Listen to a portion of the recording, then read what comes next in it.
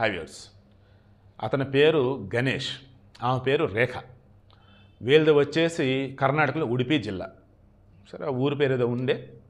విషయం ఏంటి, వీళ్ళకి పెళ్ళైంది, అంతా బాగుంది. దాన్ని బయటకు పని మీద వెళ్తున్నాను, ఇంట్లో ఒక్కతో ఉంటుందని చెప్పి ఫోన్ కొనిపించాడు. అతనే కొనిపించాడు. ఫోన్ కొనిపించకపోయినా రేఖ ప్రశాంత్కి ఇంట్లో ఉండేది. ఆమె ఫోన్ కొనిపించాక ఏమైంది, ఆమె ఎప్పుడు చూసిన ఫోన్లో మాట్లాడుతూ ఉంది. సీరియల్ పిచ్చి ఆడవాళ్ళకి ఎలా ఉండేదంటే, నేను ఓపెన్గా చెప్తున్నా ఈ మాట, మరి ఇప్పుడు ఏమైనా మారారో లేదో నాకు తెలియదు.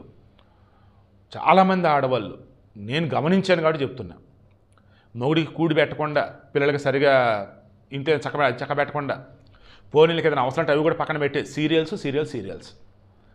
అలా ఇప్పుడు స్మార్ట్ ఫోన్లు వచ్చాక ఈ సోషల్ మీడియా, ఫోన్లు, మెసేజ్లు, ఇలా చాటింగ్లో ఆడవాళ్ళు మునిగిపోతున్నారు.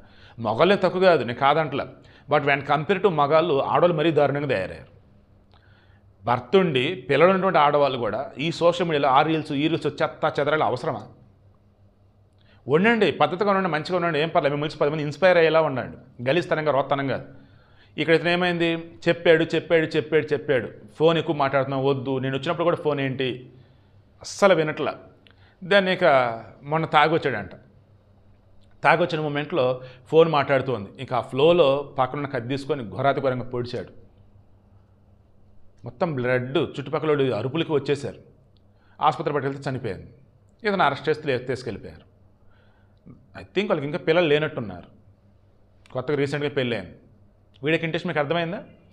భార్య భర్త, ఫ్రెండ్స్, అమ్మ కొడుకు, నాన్న కూతురు, లైక్ ఇవేళ రిలేషన్స్ ఏవైనా కానీ ఈ ఫోన్ అన్నది మన అలవాట్లు అన్నవి మన బంధాలకి, బంధుత్వాలకి, అనుబంధాలకి బ్యారియర్ కాకూడదు, అడ్డుగా ఉండకూడదు. అలా ఉన్నప్పుడు ఇటువంటి మూర్ఖులే తయారవుతారు, సాడిస్ట్లా మారిపోతారు. క్షణంలో చంపేశాడు.